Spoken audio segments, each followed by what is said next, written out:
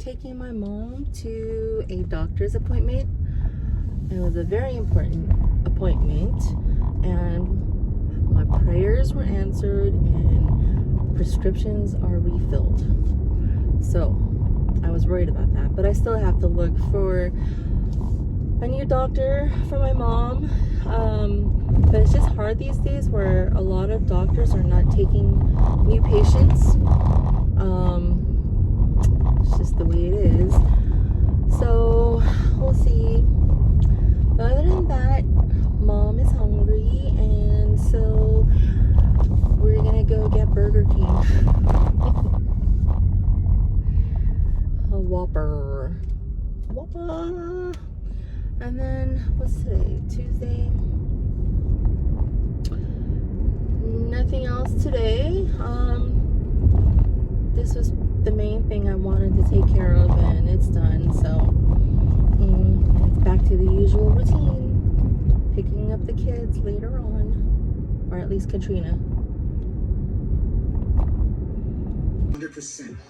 Keeping it simple for lunch today, Megori noodles. It's one of my favorite instant noodles. I was too lazy to add an egg, because that would have been really good.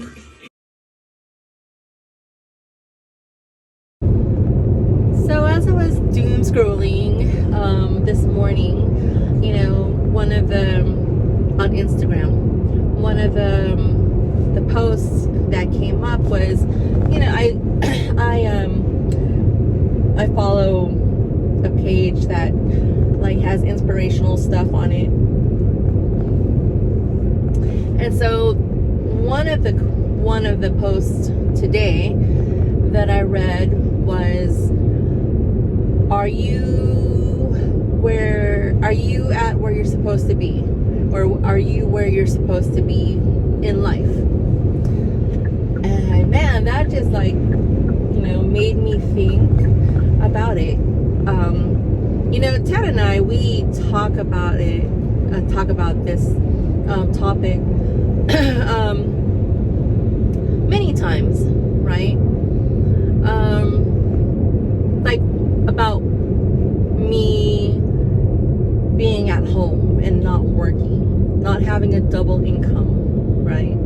I mean, ever since I could work, what was that, like 15, 16 years old, I was working. I mean, it was as a cashier. I worked at my first job actually was at a theme park, making corn dogs and stuff, and being a cashier over there, and that was fun. It was a summer job. I enjoyed it, made great friends and stuff. And then after that, high school, I graduated high school, and then I got a job as a cashier. I mean, side note, when I was little, and we had like those play registers, I always told myself that I want to be a cashier when I grow up. That was my dream job, because I love the beeps, like the scanning or whatever, and just putting the numbers in on the cash register, and then the till and the bell that it makes when it opens up. I love that. I loved everything about it. And so when I became a cashier at an Asian market, where what do you call it? They didn't use the barcodes too much over there. We had to type in or key in the prices. So there was a person that would put price tags on every single item, and that's what we would key in. And it was so fun for me, just like putting it in, and then like the vegetables, we have to memorize the codes for that, and weigh it and all of that stuff.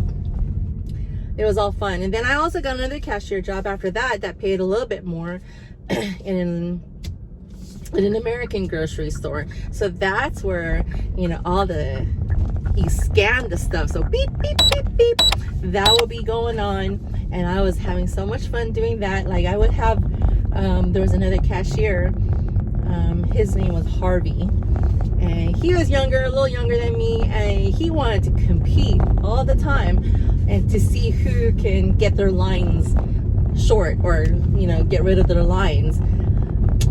You know who won, because I was good at memorizing codes, because he would have to they had the cases of water, so he would, how many seconds it takes for that to pick it up and scan that. Well, I memorized the code, like, I don't know, 16 digits, put that in, didn't have to lift up a finger, or lift it up actually.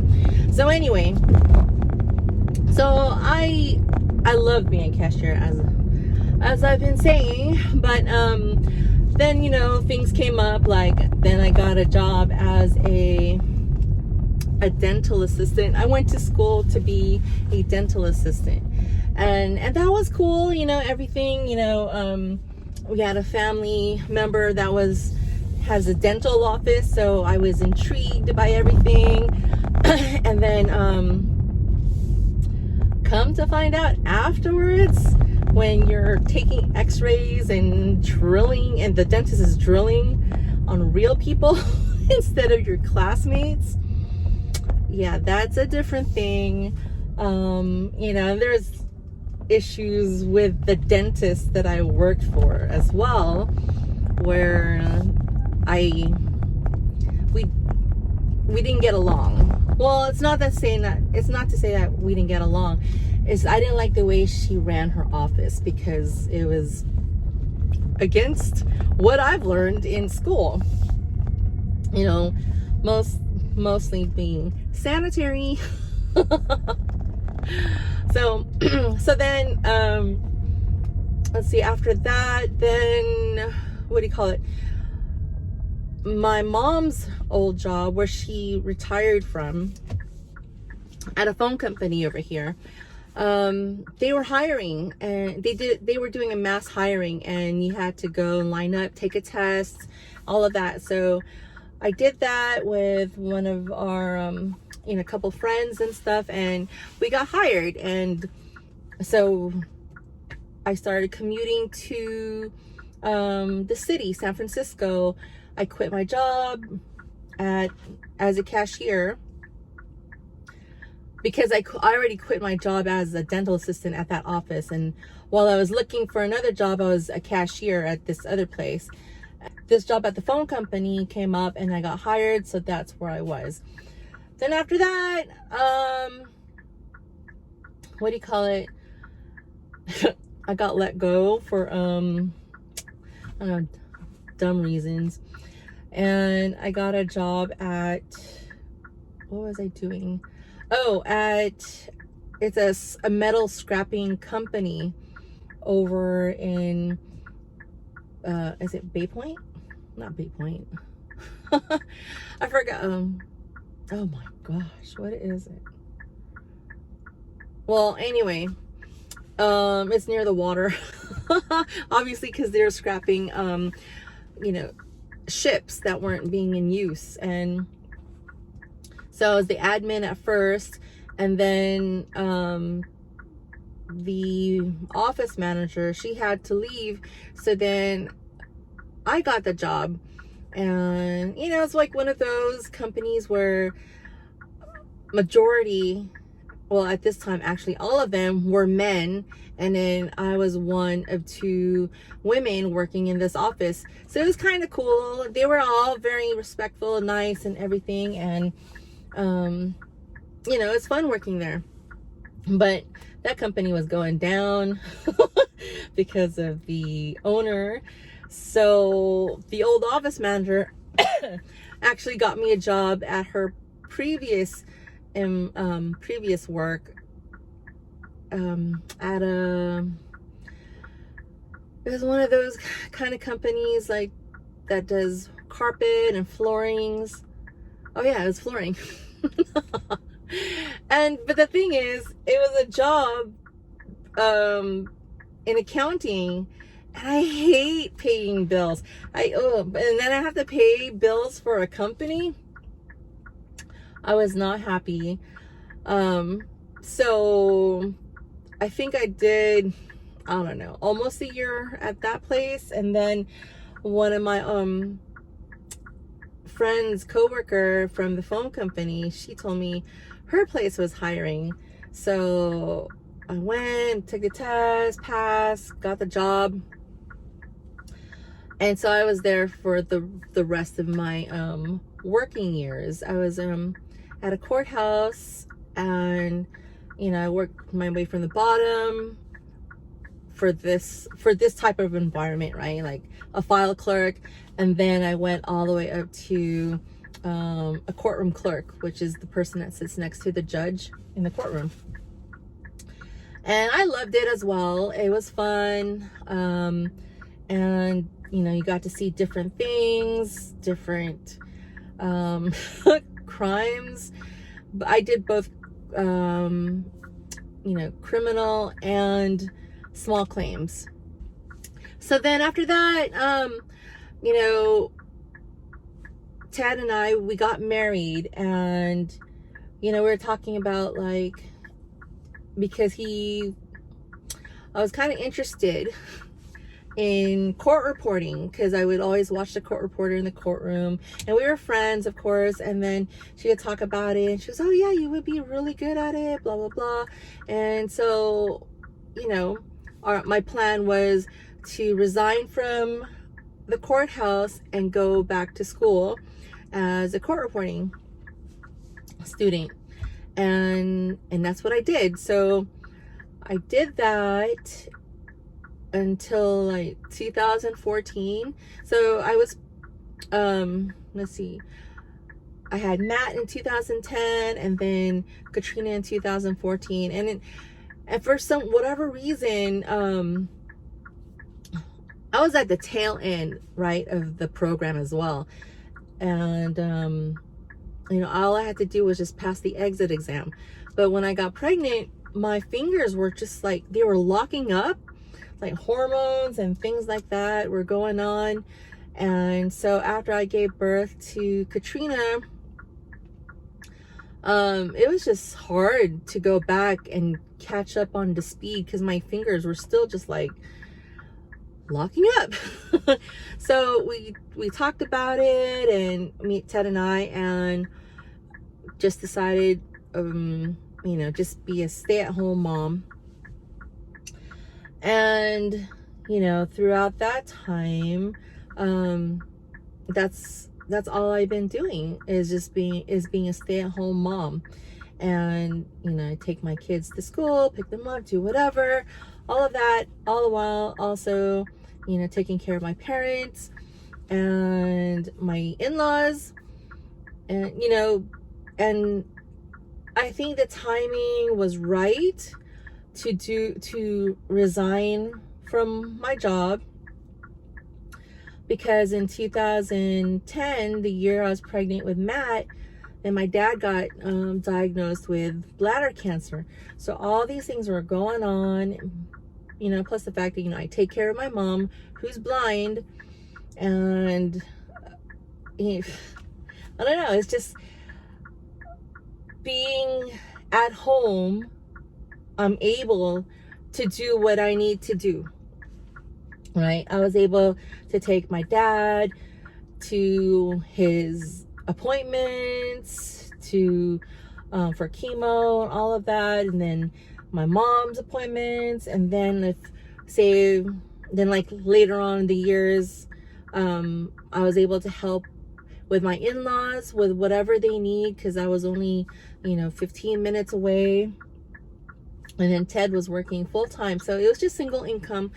And we made it through, of course. And thankfully he has a job that can provide for everything that we need. Of course, we have support from our parents, but majority of the time, it's Ted that works the full-time job. And thankfully nowadays, his job is flexible. So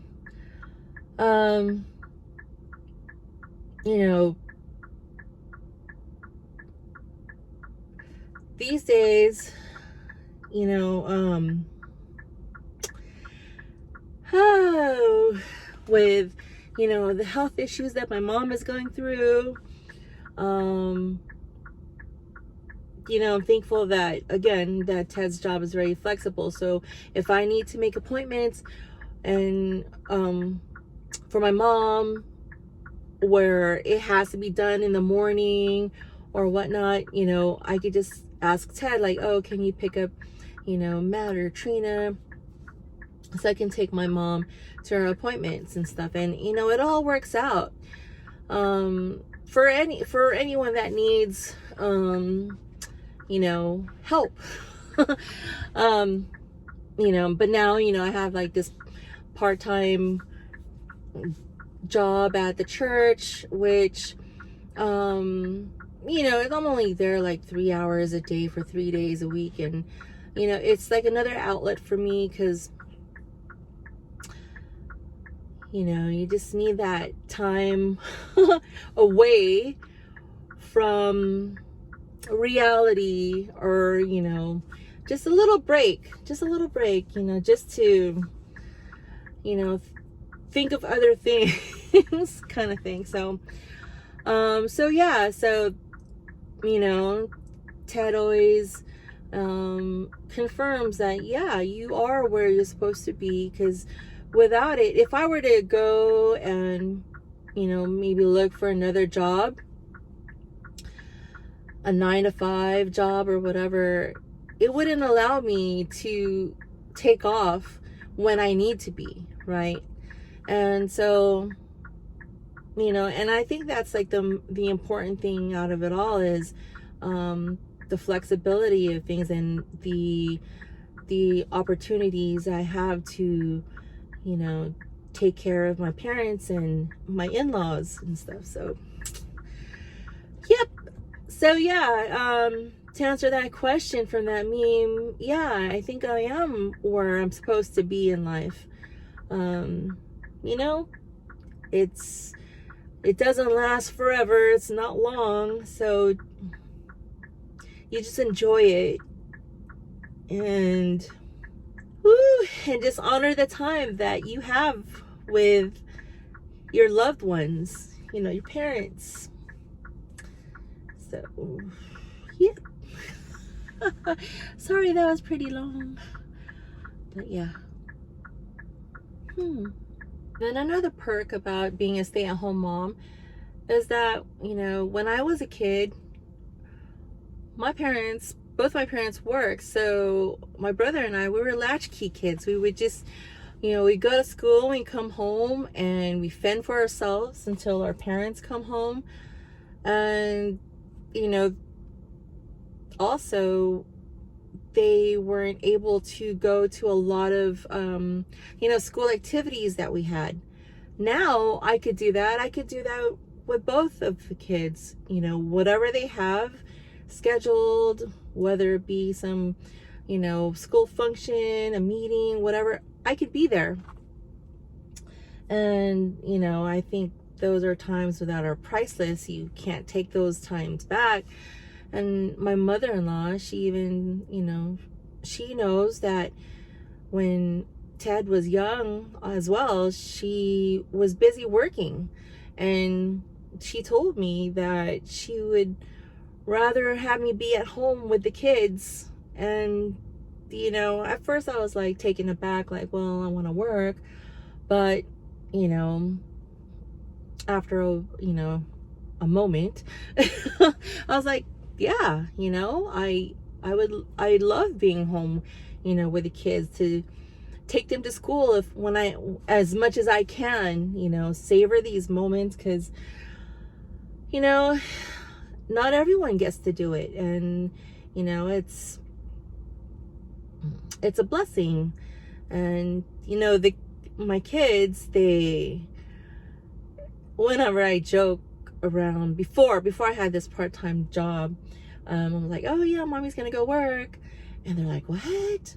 Like, who's gonna pick me up? Or, you know, things like that. And, you know, thankfully this part-time gig that I have, it's within their school time, so it's not like they're gonna I'm gonna miss out on taking them to school or picking them up or what. So it works out. And yeah, it's just different, you know, when the kids can count on you to be there when needed. So we're here. We're about to check out the newest market in town. 168 Market. Ooh, start out with the bakery. Ooh. Oh, I see milk breads. Hey, you guys want milk bread? Okay. We're here.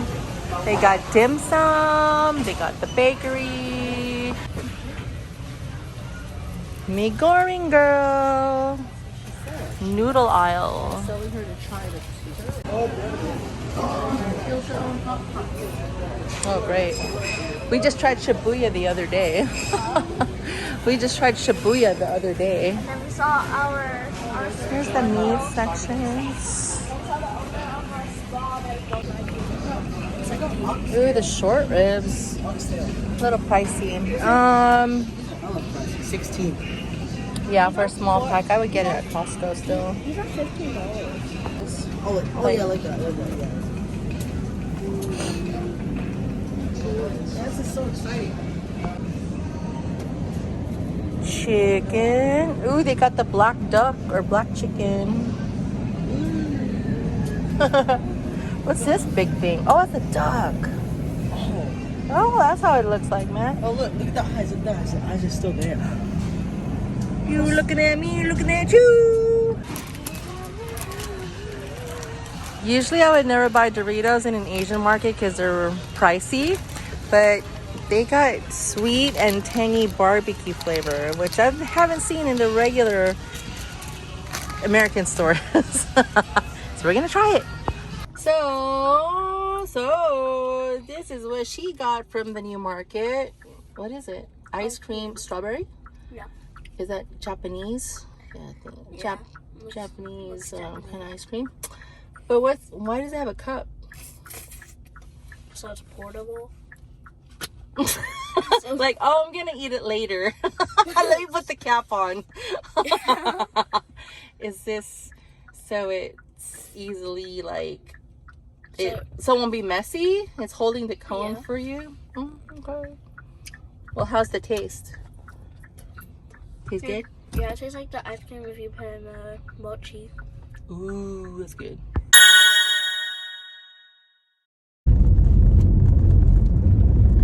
Good morning. Happy Wednesday. Got the coffee ready to go. I don't know what's going on today. Things were just like running late. Like I was watching videos on my phone and I was like, whoa, it's 8:10 already. I mean, I woke up like around 6.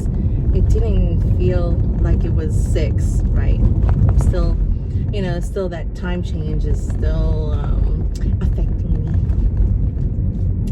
But in any case, it is short day. What is it called? Short release day? Oh, early release day at both of the kids' schools. And then like this weekend's a 4-day weekend because of Veterans Day, so they don't have school Friday. And then also on Sunday it's gonna be Ted's birthday. Again with him, he's very simple, you know, he doesn't ask for anything. He just wants to be around family, just eat good food. But that Sunday at church, it's also youth group Sunday, and they have an outing and they're gonna go ice skating. So you know, but after that then we could go grab dinner and then have our usual cake cutting at home. And that's pretty much it. I'm just looking at this helicopter. I don't know, they're doing some kind of stuff right here. Like around here, like yesterday, the helicopter was hovering over that crane or the tower. I don't know what they were hovering over, but they were over there.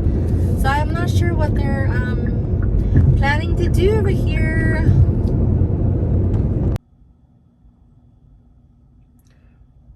I don't know why it took me so long to start using the Apple CarPlay in my car. But man, I've been using it for the past couple of days, especially in sending text messages. It's so much easier than just, you know, pressing the microphone on my phone when it's not on Apple CarPlay. This one is, wow. It's so much better.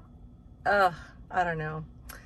And all I have to do is just plug it in the particular USB port down there.